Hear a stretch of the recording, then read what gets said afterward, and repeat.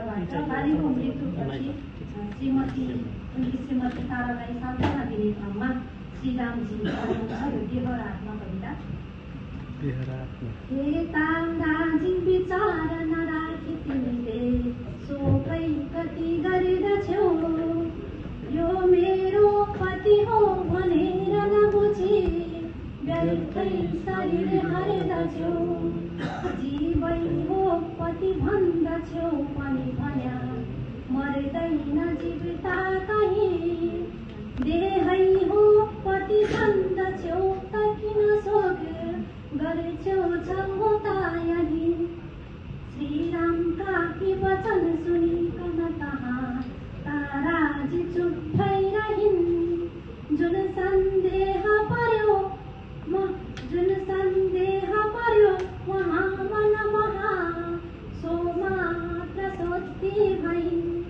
हे नाथ मर्जी भयो सुन्या सब कुरा बुझ्दैन मन्तै पनि। सन्देहै मनमा रह्यो मकनता को गरेछ यो भोग भनी। देहै गर्दछ भोग भनु पनि भन्या जडको छ यो देहता। ईश्वर हो कोही गरेछ भोग भनु भन्या शक्ति न भन्नै मता। साह्रै मोह भया मता हजुरका एकै वचनले गरी।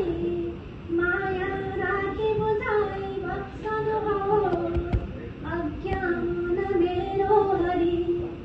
ताराका यी वचन सुनिकन बहुत माया मनैमा धरी। तत्त्व ज्ञान सब तानी बक्सनु भयो बोलेर विस्तार गरी।